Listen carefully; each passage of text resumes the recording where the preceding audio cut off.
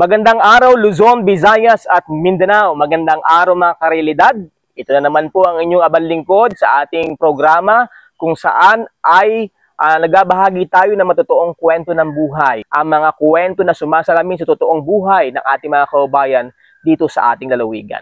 At ito po ang programang Ang Realidad sa ating episode na pinamagatang Mamang Sorbetero. Samahan niyo po muli ako. Doon po ay makakasama natin pwede na bang ikaw magpakilala? Si Loreto Rebeliosa. Ayan. Barangay Libtangin, Gasan, Marinduque. Loreto Rebeliosa, ang mamang sorbetero ng Barangay Libtangin, Gasan, Marinduque. Okay. Magandang araw sa iyo, Ka Loreto. Magandang araw naman. Ka Loreto, dahil si Tatay Loreto, ang mamang sorbetero ng Libtangin, Gasan, ay tubong Santa Cruz, Marinduque. Ayan. Kaya siguro ang itatawag ko na lang sa ating kaibigan at sa ating idolo, sa pagiging sorbetero ay Ka Loreto. Ayan. So, ngayong araw pong ito ay ating alamin ang mga kwento sa likod ng masarap na ice cream na siguro lahat ng mga taga-particular sa Gasan ay natikman na ang ice cream ni Ka Loreto. At lalo na yung mga estudyante, ay talagang hindi makakalagpas na matikman ang masarap na ice cream ni Ka Loreto, ang mamang sorbetero ng Barangay Libtangin. Ka Loreto, siguro tanungin muna natin para sa mga kababayan natin na hindi nakakakilala sa iyo, sino ba si Ka Loreto Rebeliosa? Ako ay taga rito sa Barangay Libtangin, Gasan, Marinduque. Pag kayo order, pumunta lang kayo dito sa Gasan, Barangay Purok 4, Barangay Libtangin, Gasan, Marinduque.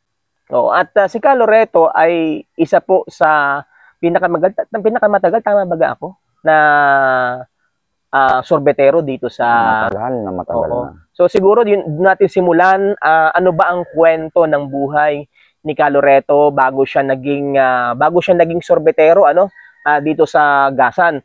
Sapagkat alam naman natin na pag sinabing sorbetes, lahat, kahit matanda, kahit bata, ay talagang tumatangkilik dito. So, paano ba nagsimula at ano ba yung buhay ni Ka Loreto bago ka maging sorbetero? Saan ka nagmula? Paano ka napasok sa ganitong uri ng hanap buhay, ang paggawa at pagtitinda ng sorbetes? Simula nung ako ay bata pa, ako'y nasa Barangay Masalukot, Santa Cruz, Marinduque. Wala kaming ibang ginawa kung hindi mag-arado, maghayop. Tapos dumating ang bagyo, marami ang nasira, may namatay na hayop, nasira ang bahay namin. Tapos parang nawawala na kami sa regulation ng aming buhay. So ibig sabihin typical na kayo ay magsasaka? Magsasaka talaga. Oo, ang iyong mga magulang ay magulang namin at saka pati ako. Nung ako ay medyo malaki-laki na, nakakaya. Siguro mga 14 years na ako. Ako ay nagkunan nitong ice cream. Dati ako kinuha ng pinsang ko ni Kuya Greg Condibeda diyan sa Barangay Dili, Gasan, Marinduque. Kami ang aming kon diyan ay porsentuhan muna, 10%. Tapos matagal-tagal na tinaasa na uli ng porsyento, 20% na ulit. Tapos yung 20% kanino yun napupunta? Sa amin, yung 20%, halimbawa sa 100 piso, may 20 kami. Dati 10% kami, 10 lang. So 80% doon sa may-ari nitong makinarya, nung namuhunan, kayo nagatinda ay 20%. 20%. Ayan. So, nagsimula ka, anong taon ka nagsimula na maging sorbetero? Dahil sabi mo nga, ipinanganak ka talagang pag-asaka yung inyong ikinabubuhay. Mga anong taon ka noong ikaw ay magsimula na mamasukan sa iyong pinsanin dito sa Gasan? Matagal na, hindi ko maintindihan kasi matagal na. Parang limot ko na yung taong yun kasi parang... Pero mga ilang taon ka noon? Siguro mga 15. 15 years old. So, di ba pagka mga 15 years old, typically, na yung po mga ganoong edad ay nag-aaral? Hindi na ako nakatapos, graduate lang ako ng grade 6. Tapos, dito na nga ang pinasok ko ito nung ako ay makagraduate na ng grade 6. ito na aking pinagkabuhay sa aming pamilya, sa aking mga anak, sa aking asawa, tapos sa aking mga magulang ng buhay pa. So, ibig sabihin, ikaw ay maagang pumasok sa paghahanap buhay? Oo. Anong dahilan? Kasi karamihan, alam naman natin, karamihan ng mga kabataan ay talagang pag-aaral sa mga edad na yan hanggang 20 anyos ay talagang pag-aaral. So, bakit pinasok mo kaagad sa murang edad? Pagka-graduate mo ng grade 6, ay pumasok ka na kaagad sa paghahanap buhay? Oo, totoo yun. Wala na akong ibang magawa kung hindi ang kaya ko lang hanap buhay itong ice cream. Then, mula noon hanggang ngayon, ice cream pa rin ako. Ano ang nagtulak sa iyo? Yung bang kahirapan ang nagtulak sa iyo para hindi ka na mag-aral at pasukin yung paghahanap buhay sa ice creaman? Dalan ang lahat. Gawa ng paghihirap, mahirap ang buhay. Hindi kayang pag-aralin ko ang aking sarili noon at walang magulang ako ay lalong-lalo na't namatay na sila. Ito na lang ang pinagtuunan ko ng pansin, paghahanap buhay ko ng ice cream. Ilang taon ka nang mamatay ang iyong mga magulang? Mga 20 ako. 20. Ilang kayo magkakapatid? 6. 6. Ikaw ay pang ilan? Ako ay pang 3.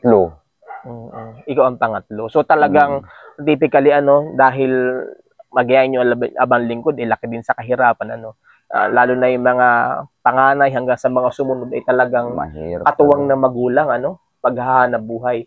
So nung pasukin mo itong pag-ice cream, ano ang yung nasa isip o pangarap mo?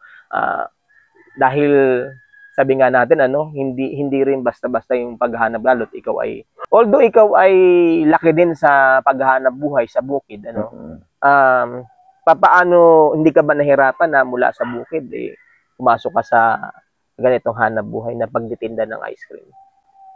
Hindi naman ako nahihirapan dito sa pagtitinda. Dahil lang kasi walang ibang hanap buhay ako kung hindi ito.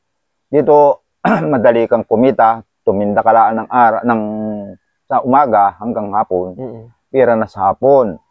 Tapos, kung nakakapagbigay ako sa mga anak ko, at saka nakapagpaaral ako sa mga anak ko, maraming napag-aral ko na sila. Yung iba, mag-graduate na. Yung isa, nasa ibang bansa, sa Taiwan.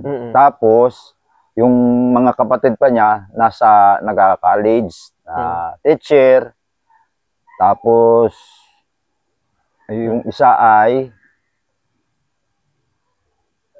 tourism sa Santa Cruz. Tapos yung isa, grade 7. Yung kabunsuhan mo na yun. So, pag-usapan natin kasi sabi mo nga, nagsimula ka sa pagtitinda ng ice cream sa iyong kabataan. At nabanggit mo rin kanina na ito na rin yung ibinubuhay mo sa iyong pamilya at naipagpaaral sa iyong mga anak.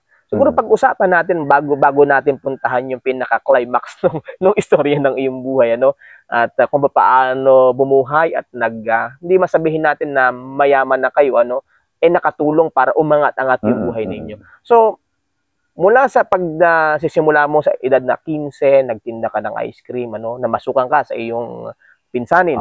Ano pa yung naging hanap buhay mo bago mo ipinagpatuloy at bago ka nagpamilya? Meron ka ba bang ibang experience na hanap buhay bago mo talaga kinarir ng husto itong ngayon ay paggawaan at pagtitinda ng ice cream?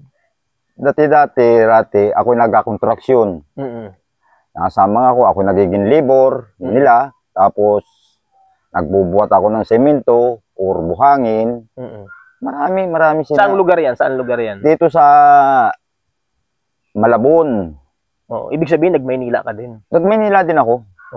Diyan sa JMA 7. Diyan ako nagkakaroon sa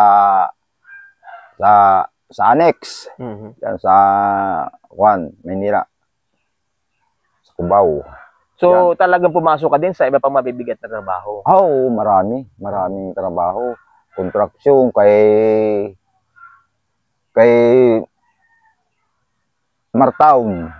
Sa Lucena yan. Sa Lucena. Sa pamilya ni EDG. Oo, yan. At Santa Cruz din ang may-ari niyan. Oo, taga Santa Cruz din. Ako, siguro, mga 2 taon dyan, 2 taon lang. Umalis na rin ako. Hindi ko kaya ng katawan. Mahirap. Maraming binubuhat. Semento. Kahoy. Marami. Lahat ng construction materials. Buwat pahinanti kasi ako nun eh.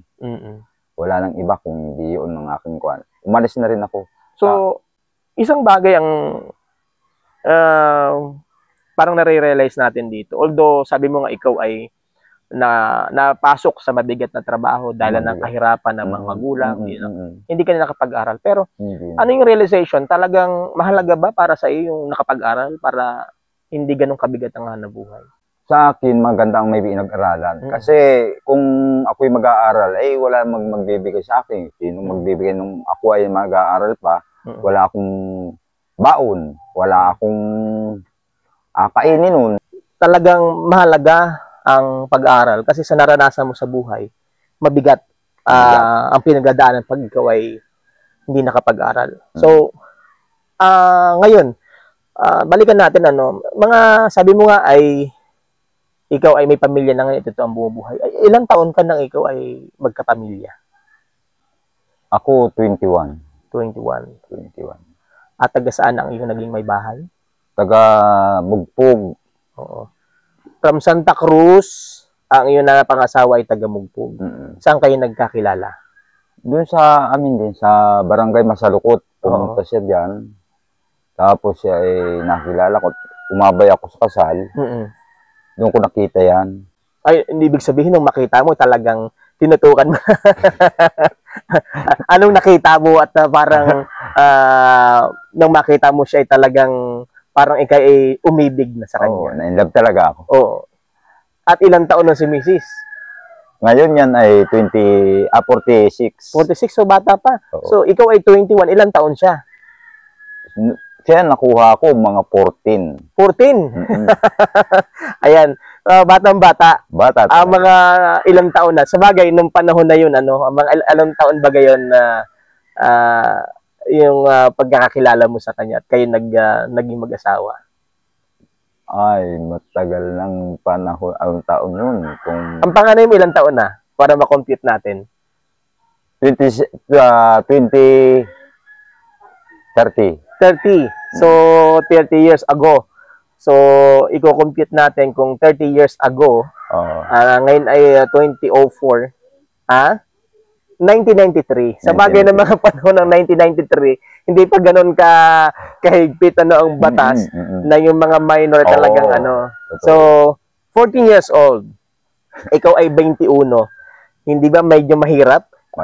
Yung batang-bata ang yung naging may bahay. Parang nare-realize ko doon sa mga taga-panood natin mga karilidad, ang aking mother ng mapangasawa ng father ko, the same, 14 years old, going to 15. Kaya nga, ang kwento ng mother ko at ng father ko, ang father ko parang 9 years din ang gap sa mother ko. Hindi pa doon nakakasundo o nakakatapos sa paglalaro. Nagpamilya na. So hindi ka man nahirapan na mag-adjust? Ikaw ay 21, nasa tamang edad ka na, tapos si misis mo ay 14. Mahirap na masaya. Oo. Pero kaya ko naman. Kaya naman. Mula nung nahawakan ko ito. So, 14 years, paano kayo nagsimula ng buhay may pamilya? Sabi mo nga, ikaw, kahit pa sabihin na ikaw ay nasa tamang edad, pero ang daming, kumbaga, ang kahirapan talaga ang pinagdaanan mo. Oo. Tapos, pasok ko sa buhay ng pamilya, tapos batang-bata pa si misis mo. Ano yung mga challenge o, kumbaga, paano mo hinarap ang panibagong yugto ng iyong buhay, ang buhay pagpapamilya? Ay, pwede. Mahirap na masaya, na malungkot minsan. Unahin natin sa masaya. Masaya. Bakit masaya? Masaya. Kasi gawa ng dahilan ng gawa ng pag ako'y may hanap buhay, kaya ko naman silang bigyan ng pagkain. Masaya dahil kasama mo yung mahal mo. Mahal na mahal. Yun. Yun. At ano naman yung sabi mo nga ay mahirap?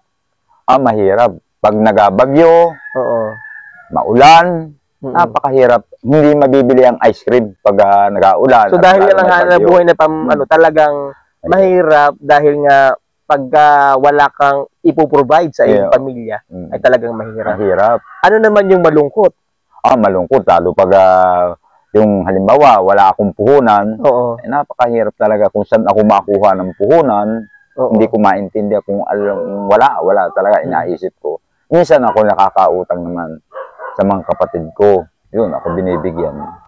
So, paano nagsimula? No? Sabi mo nga, nagsimula ka na ikaw ay nangangamuhan sa pinsanin mo. Oo.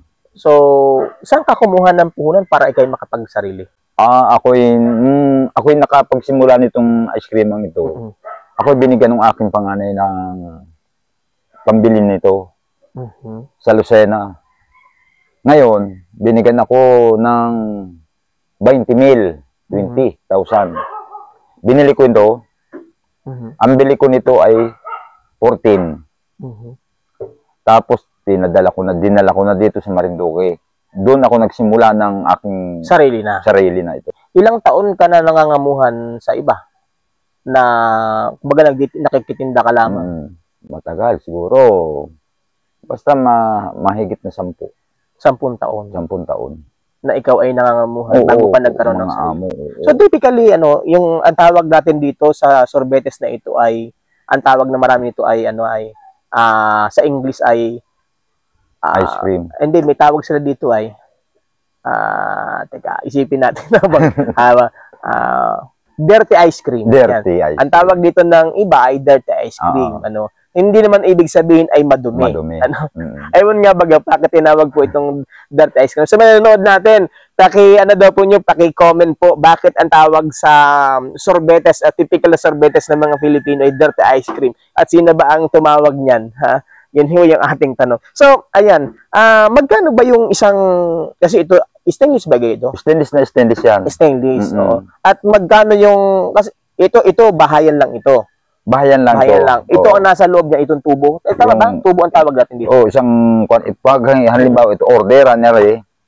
Ari naman. Ilang tubo ang laman nito? 2. 2 tubo.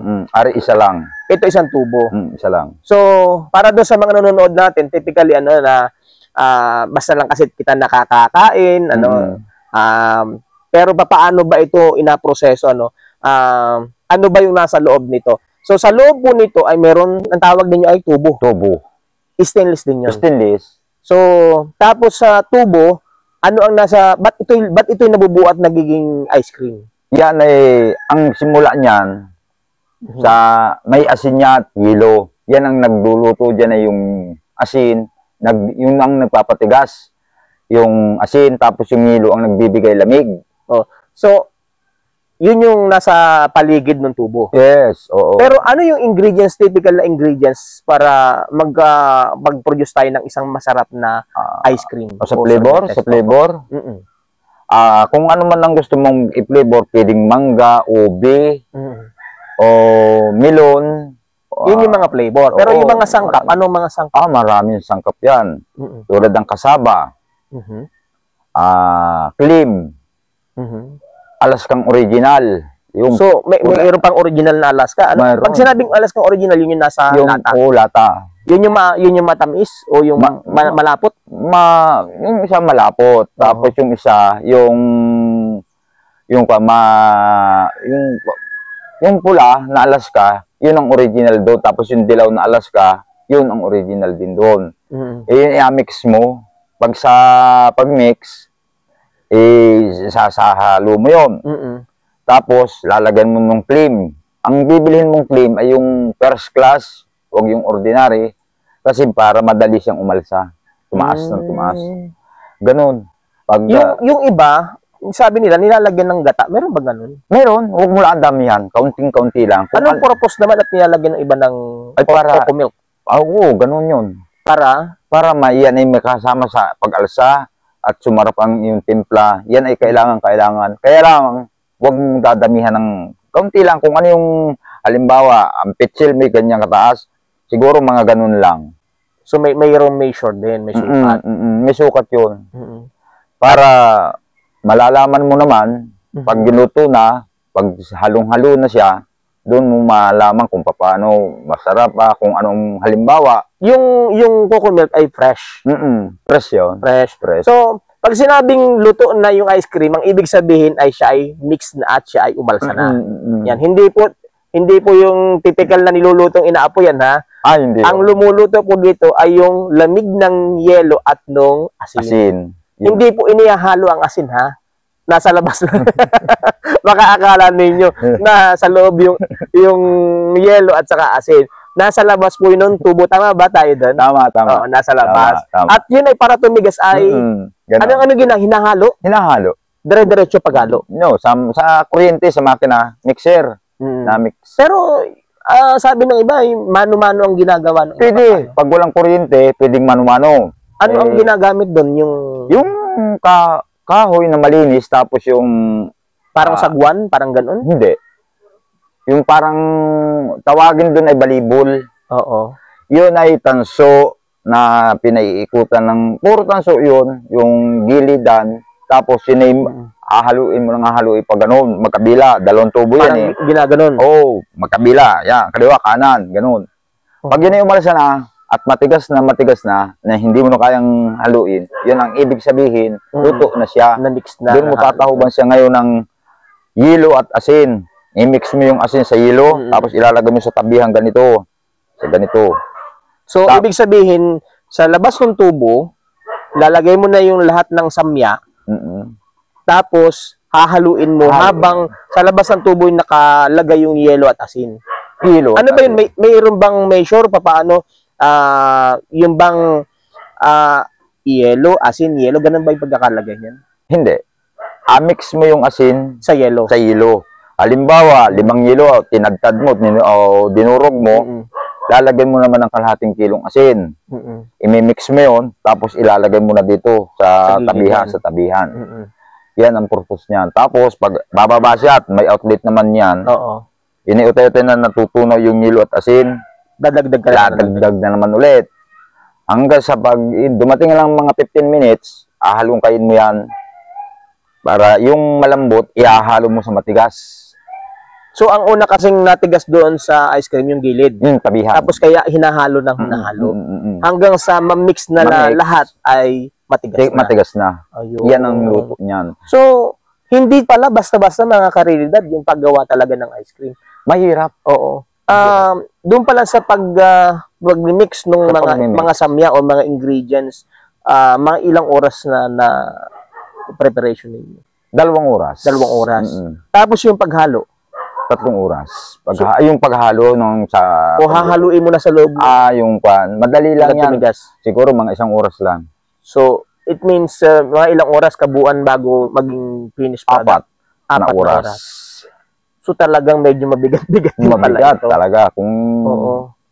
At sa kasalukuyan, may nakakaubos ka ng ilang tubo pag ikaw ay naggumagawa at tinitinda?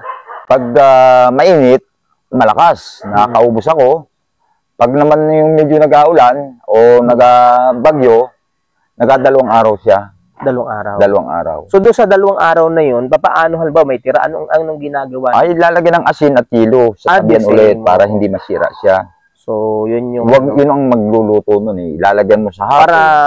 Para manatili siyang matigas at kumbaga yung dating physical na anyo doon sa tubo ay ganun pa rin. Yun. Dadagdag ka lang. Parang freezer pala ito, manual na freezer. Ganon. Oo. Yan pag hindi mo inalsan ng yelo at asin at meron pang laman yan, hindi masisira yan. Walang sira yan. Una, sabi mo nga 10 years ka na nangangamuhan na ilang percent? 20%. Paano mo ilan ba yung anak mo? Bali, 6. 6. Paano mo napagkasya yung 20% doon sa nung ikay na nga mo wala ka pang sarili? Paano mo napagkakasya yung 20%? At magkano ba ang halimbawa isang ganito, 2 tubo, magkano ang nakakabahagi mo? Magkano ang nakakabahagi mo?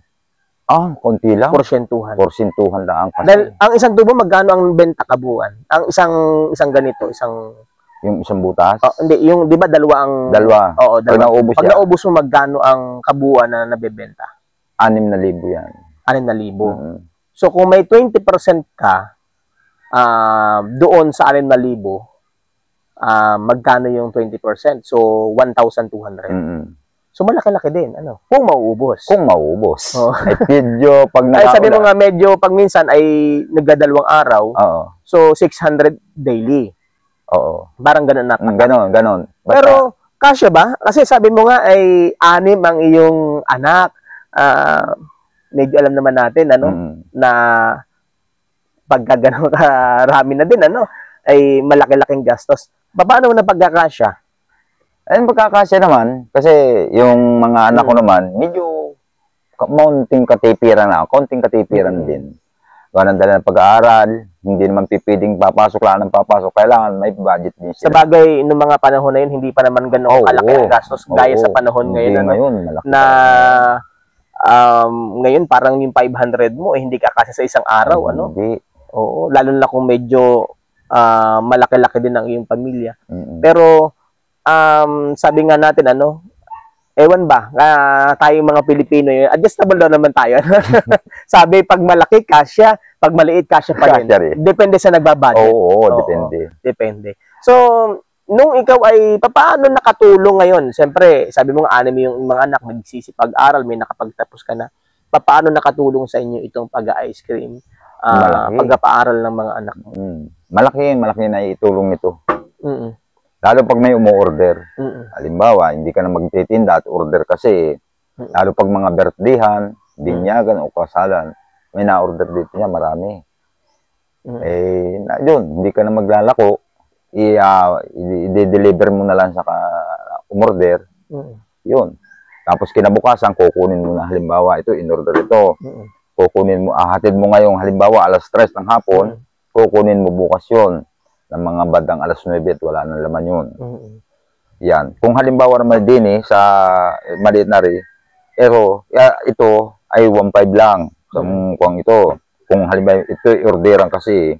May ilang litro ang laman yan? Yan, 3 litro. Oo. At depende sa flavor din na gusto. Oo, kung tanungin mo yung ma-order, kung anong flavor, yun ang gawin mo. Halimbawa, gusto niya ay ubi. Sige, bibili ka ng ubi. Para yun ang mix mo doon sa ice cream. So, dito sa pag-ice cream, sabi mo nga, ang ganda ng kita dito kapag lalo na pag-summer. Ano yung mga panahon na, based sa iyong experience, yung naging challenge sa iyo talagang, alam na natin na, sabi mo nga, nakadepende sa panahon. Oo. Tama ba? Yung kita dito. Dumating ba yung point na talagang halos hirap na hirap ka dahil naapektuhan ng panahon yung iyong pagtitinda? Oo, mahirap na mahirap. Pag ang panahon, lalong nagdaang bagyo, yung mga malakas, napakahirap ng mag-ice cream. Pag maulan at may bagyo pa, napakahirap. Hindi ako gumagawa pag bagyo, kasi masisira lang yun. Ihilo ka ng hilo, asin ka ng asin, mauubusan ka ng punan. At the same time, alam naman natin, pag ang isang lugar ay galing sa kalamidad, ang tao talaga nagtitipid din, hindi rin kumakain ng ice cream. So, paano mo, ikaw ba mayroong naranasan na talagang isang linggo hindi ka nakapagtinda? At paano mo nabuhay ang iyong pamilya? Ay, meron naman. Kung minsan ako, pag ako walang tinda at wala nagabagyo, ginagawa ko, ako nag-i-scrap. Ako namimili ng, halimbawa, buti, bakal, lata. Yan ang aking inagabuhay sa aking mga pamilya, sa aking mga anak, asawa ko. At ganoon din naman sila, yung tumutulong sila. Talagang tulong-tulong kayo. Tulong-tulong. Oo. At hanggang ngayon ay tulong-tulong. Hanggang ngayon pa rin. Ayan. Sige, ikwento nga natin. Sabi mo nga, napakaganda ng naidulot sa inyo ng pag-ice cream. So, ano na yung naging produkto? Sino-sino na napagtapos mo? At hanggang ngayon ay pinag-aaral mo? Ngayon, ay yung aking anak na ikalawa, nasa Taiwan. Yung isa ko ay nasa Bicol, teacher. Tapos yung panganay yun, yung teacher. Tapos yung si Lovely, nasa Buwak. Tapos si Ethel. Ito yung nag-teacher din? Oo, yung teacher yun. Yung isa, nasa Buwak. Tapos yung isa, nasa Santa Cruz. Yun yung nag-tourism naman? Tourism yun. At meron ka pang high school? Oo, yung grade 7. And ilan ang anak mong lalaki at ilan ang babae? 2 lalaki. Tapos yung isang lalaki ko ay nasa Maynila. Doon, nagkukuhan din ng papuntang ibang bansa. Nag-a-apply na. Yan, balikan natin. Sabi mo nga kanina, ano, ay kung papasok ka sa larangan ganito, dapat ihanda mo sarili mo. And kung ikaw naman ay papasok sa buhay ng may pamilya, paano naman?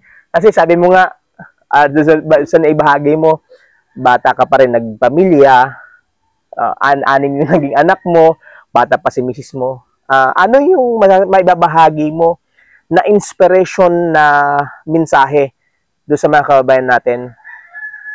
Kumbaga, based sa experience mo, na ngayon, mula doon sa mahirap na buhay, pamamasukan, eto, meron ka na isang maliit na negosyo at napagtapos mo na yung mga anak mo.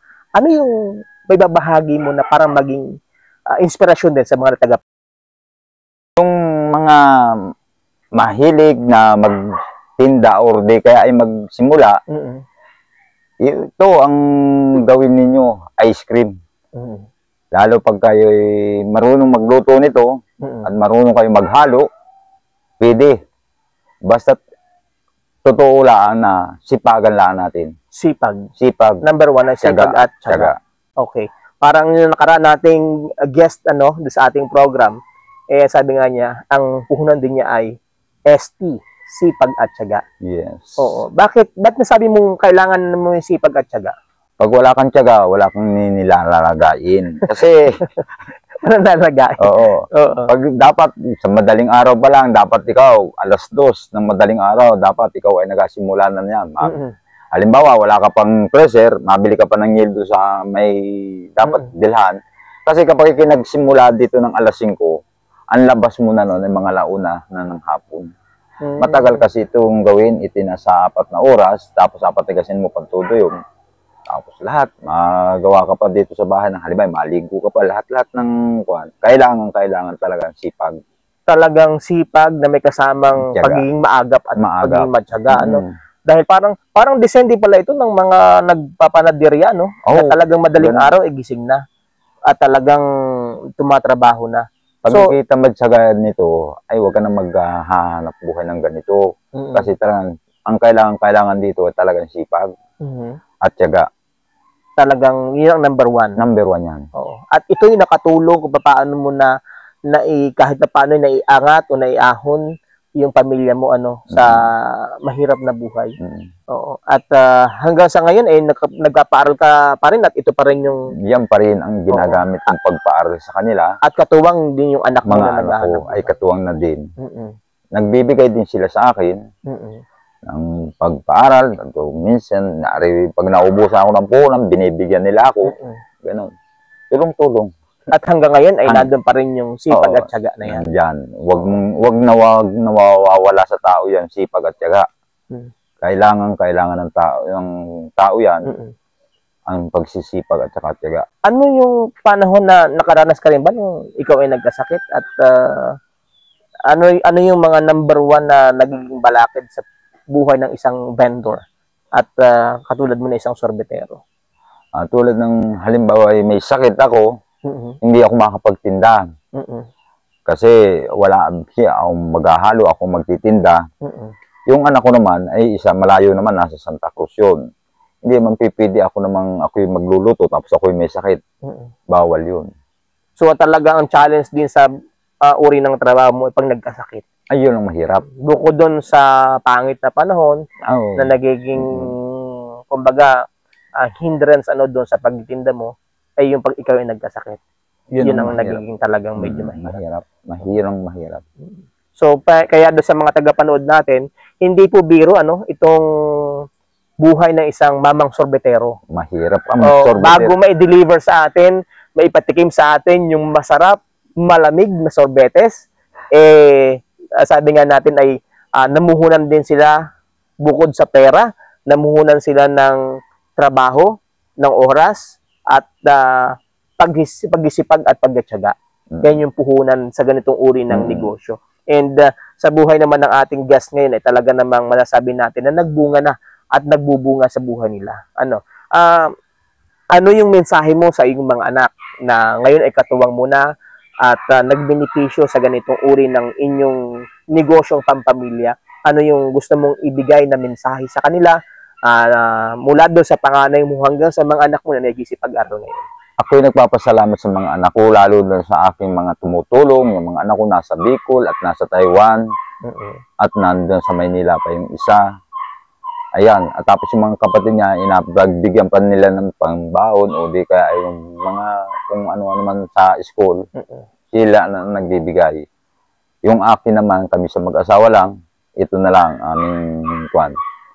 Nagkapagbigay pa rin ako ng mga baon sa kanila pag wala na sila. Yun. Kaya ang kailangan natin sa akin ay sipag at tiyaga. Kailangan ko yun.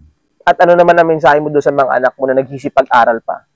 Ang sabi ko sa kanila, dapat kayo makatapos at para tayo ay makatulong, makapag-aral kayo at makapagtrabaho kayo. At dalangin ko sa Panginoon Diyos na sana ay makatapos kayo at makapagtrabaho kayo ng maayos. Yun ang aking gustong makakon sa kanila. Parang kami nga natin bilang mga magulang, kaya ko magulang din ako. Ang pangarap ko sa anak ko, hindi na maranasan yung hirap na pinagdadaanan. Ganun. Dahil yung tatanong, ako din po ay laki sa hirap. Nagsimula din tayo sa bukid. Sabi ko, kaya yata ako hindi na tumaas hindi na ako lumaki. Dahil sa bata pa lang ako, lalo sa lugar namin, ay ang tubig, binabalagwit. Oo. Pinapasan. Talaga ang hirap ng buhay. Kaya ngayon na may mga anak na din ako na pinag-aaral ko, sabi ko, ayokong maranasan din yung naranasan ko. And siguro ikaw ganun din. Ganun ako.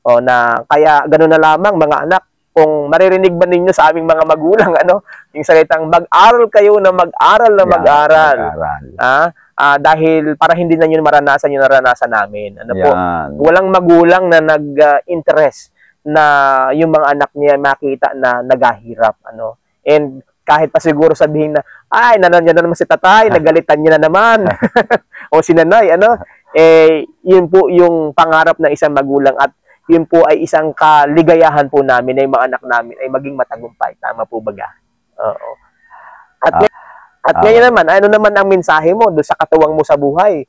Sabi mo nga ay bukod sa yung mga anak, syempre sa likod niyan ay yung iyong mahal na may bahay. Ano naman ang mensahe mo sa kanya? Mahal na mahal ko yan dahil masipag siya, maganda. Tapos marami pa ang tanim yan. Yan, sa likod namin dito, kanyang tanim. May okra, gabi, may pitsay. Kanyang tanim lahat yan. Yang kung yan. Yan ay masipag. Malalhanin. At wala na akong ibang masasabi pa dyan sa kanya. Kaya naman siguro ikaw ay ganadong maghanap buhay, Talagang pagganaan dyan yung Kaya saludo tayo sa mga nanay ng tahanan na talagang full support, alam niyo po kami mga tatay, kahit anong pagod, hindi lang kami nag-aimik, pero yung simpleng kita'y maalala ng ating may mga bahay, or pag-uwi natin, makumusta kita'y, parang yan ang lakas na ng ating katawan. Diba? Ewan ko lang, sabi mga tatay, baka hindi ganyan. Hindi lang kami mabokal. Tama ba? Tama. Hindi lang kita mabokal, pero ina-appreciate natin kung ano yung pag-aalala na ginagawa sa atin. Ay napakababaw lang ng kaligayahan ng isang ama. Ayan. At meron ka pa bang ibang mensahe na gustong ipaabot sa iyong mahal na may bahay? Maraming salamat yung asawa ko. Nandito lang yan. Hindi ko pinaalis. Kahit siya pumunta ng Maynila, ayoko. At basta masasabi ko sa kanya, magkakasama tayo. Huwag tayo maghihiwalay. Sa hirap at ginhawa. Sa hirap at ginhawa. Tayong dalawa. Ayan. At ano naman ang mensahe mo sa ating mga tagapanood na napanood ngayon yung maikling kwento ng iyong buhay, kung paano nakatulong sa inyo yung pagiging sorbetero at paano nakatulong sa pamilya mo. Mula sa kahirapan, sabi mo nga, mula sa kabataan, naranasan kahirapan, hanggang ngayon ay narito ka para sa hanap buhay. Ano yung mensahe mo sa ating mga tagapanood? Sa mga nanonood, ako'y nagpapasalamat sa inyo. Sana yung hanap buhay natin, hanap buhay ko at hanap buhay ninyo ay wala akong basta't mahalaga. Ano man ang inyong hanap buhay dyan, ay salamat. O samahan ng sipag at tiyaga. Oo, yun ang kailangan natin, yung sipag at tiyaga. Pag sinamahan natin ang tamad, walang mangyayari sa mundo. puro katamaran ang mangyayari, wala kang akainin, wala kang gastusin, wala pa, katamaran kasi. Ang sa akin, talaga basta't sipag at tiyaga. Kung ano man yung uri ng hanap buhay ninyo, yung kabutihan lang. Samahan ng sipag at tiyaga. Yan, ang huwag mawawala yan, sipag at tiyaga. At ano naman yung mensahe mo sa iyong mga regular na customer na nanonood ngayon? Ay, mga customer ko, talaga, napakababait yan. Yung aking mga customer na yan, dyan sa Kawit, Bunganay, dito sa Kuatis, o hanggang Masiga, hanggang doon sa likod ng airport, dyan sa Kabugaw, maraming salamat. Yung mga marami kong suki dyan, sa Ilayang Bahi, yan, marami dyan. Mahal na mahal ko yung mga yan. Pag yan ay nangungutang, inapautang ko yan at tanungin ko lang na ilan na nga utangin mo. O yun, ganon. Nagabayad naman sila, palagi mabait.